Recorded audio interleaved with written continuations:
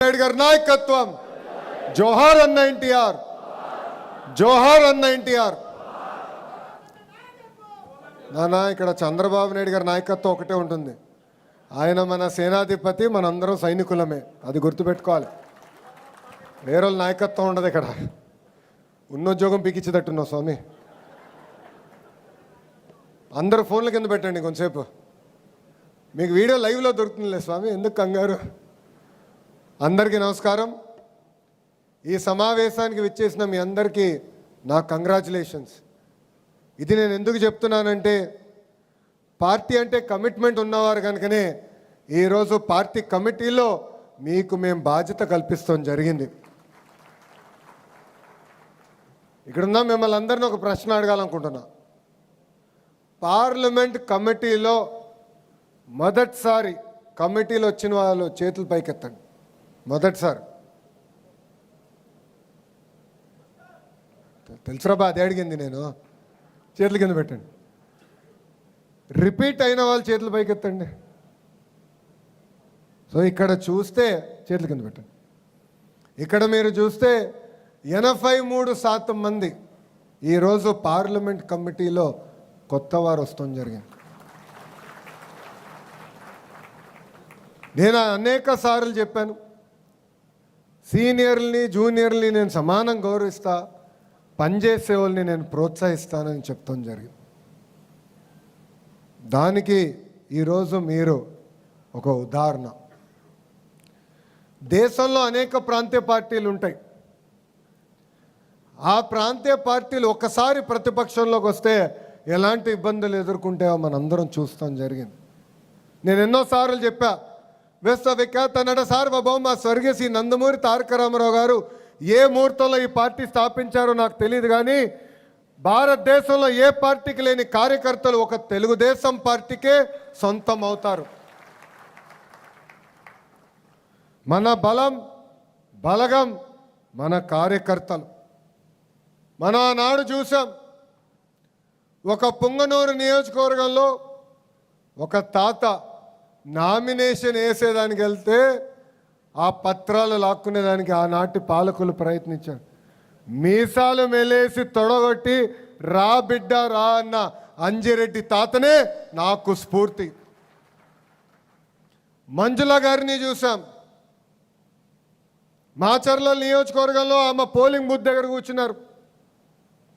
వైకాపా నాయకులు ఆనాడు ఆమె పైన దాడి చేసి రక్తం కారుతున్నా కూడా చివరి ఓటు పడిన తర్వాతనే ఆమె ఆసుపత్రికి వెళ్ళింది. పక్కనే విజయవాడలో చూసాం, కొంతమంది రౌడీలు మన గాంధీ గారి పైన దాడి చేసి ఆయన కంటి చూపు పోయినా జై తెలుగుదేశం అని నిలబడ్డారు. పల్నాడులో చూసాం, తోట చంద్రయ్యని చూసాం, మెడపై కత్తి పెట్టి వాళ్ళ నాయకుడు పార్టీకి జై చెప్పమంటే జై చంద్రబాబు జై తెలుగుదేశం అని ప్రాణాలు కోల్పోయారు. ఇది మనందరం గుర్తుపెట్టుకోవాల్సిన అవసరం ఉంది. మడమ తిప్పుతాం, మాట మార్చుతాం, మన బ్లడ్లోనే లేదు. ఈరోజు సంక్షేమ కార్యక్రమాలే దేశానికి పరిచయం చేసింది తెలుగుదేశం పార్టీ. 1983 నుంచి మన అద్భుతమైన సంక్షేమ కార్యక్రమాలు చేస్తున్నాం.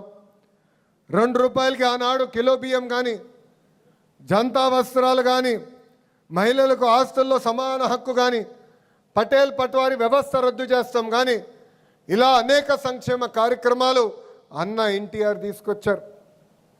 అన్న ఎన్టీఆర్ని స్ఫూర్తి తీసుకుని సంక్షేమ అభివృద్ధి జోడెద్దుల బండిగా ముందరికి నడిపిస్తున్నాడు మన నాయకుడు చంద్రబాబు నాయుడు గారు. ఈరోజు భారతదేశంలో అభివృద్ధి సంక్షేమానికి ఒక బ్రాండ్ అంబాసిడర్ ఉన్నాడంటే అది 3 అక్షరాల పేరు, ఒక సిబిఎన్ మాత్రమే. ఆయన ఎప్పుడు ఒక ట్రెండ్ సెటర్. 75 సంవత్సరాల వయసు అయినా నేను నవ్వుతా చెప్తా ఉంటా, ఆయనలో 25 సంవత్సరాల కుర్రోళ్ళు ఉన్నారని. ఒకరు కాదు, 3 ఉన్నారు ఆయనలో. ఇప్పటికీ పరిగెడతారు. జనరల్గా ఇంత కష్టపడుతున్నారు. నిన్న 26వ తారీఖు రిపబ్లిక్ డే సాయంత్రం పూట కొంచెం ఫ్రీగా ఉంటారంటే 3 రివ్యూ మీటింగ్లు పెట్టుకున్నారు. దాంట్లో ఒకటి పార్టీ మీటింగ్.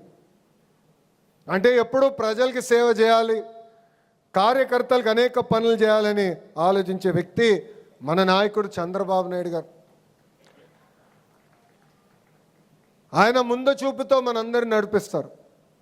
1995లో ఆయన ఐటీ రంగం తీసుకొస్తానంటే ఆనాటి పాలకులు ఎగతాళి చేస్తూ కంప్యూటర్ అన్నం పెడుతుందా అన్నారు. అదే పాలకులకు చెప్తున్నా, ఈరోజు వెళ్ళి ఒక్క సైబరాబాద్ని మీరు చూడండి. అంతెందుకు మీ కుటుంబంలోనే కనీసం 50% మంది ఆ ఐటీ వల్లనే బాగుపడటం కూడా జరిగింది. ఈరోజు అనేక పరిశ్రమలు ఆంధ్ర రాష్ట్రానికి వస్తున్నాయి. దానన్నిటి కారణం మన నాయకుడు చంద్రబాబు నాయుడు గారు. ఒక ఆర్సిలర్ మిత్తల్ కానివ్వండి, గూగుల్ కానివ్వండి, అదేవిధంగా మనకి కాగ్నిసెంట్ కానివ్వండి, ఇలా అనేక పరిశ్రమలు ఆంధ్ర రాష్ట్రానికే సొంతం అవుతున్నాయి. మన నాయకుడు సంక్షేమ అభివృద్ధికి బ్రాండ్ అంబాసిడర్ అవుతే ఒక టీమ్ 11 ఉందండి. టీమ్ 11. ఆ టీమ్ 11 దేనికి బ్రాండ్ అంబాసిడర్ తెలుసా? కల్తీ నెయ్యి, కోడి కత్తి, కల్తీ మద్యం. ఇది మనందరం ఒక్కసారి గుర్తుపెట్టుకోవాలని ఈ సభాముఖంగా కోరుతున్నా. వస్తున్నా, అన్నిటికి వస్తున్నా. ఎందుకు కంగారు స్వామి? సగం స్పీచ్ కూడా అవ్వలేదు. మన ఎన్నికల ముందల హామీలు ఇచ్చాం. దాంట్లో మొదటిది పెన్షన్. మీరు చూస్తే భారతదేశంలో ఏ రాష్ట్రంలో ఇవ్వని విధంగా వృద్ధులకి 4,000 రూపాయలు పెన్షన్ మనం అందిస్తున్నాం. వికలాంగులకి 6,000 రూపాయలు ఇస్తున్నాం. బెడ్కే పరిమితం అవుతే 15,000 రూపాయలు మన ప్రభుత్వం అందజేస్తుంది. ఈ ఒక్క కార్యక్రమం ద్వారా సంవత్సరానికి 30,000 కోట్ల రూపాయలు ఈరోజు కూటమి ప్రభుత్వం ఖర్చు పెడతాం జరుగుతుంది.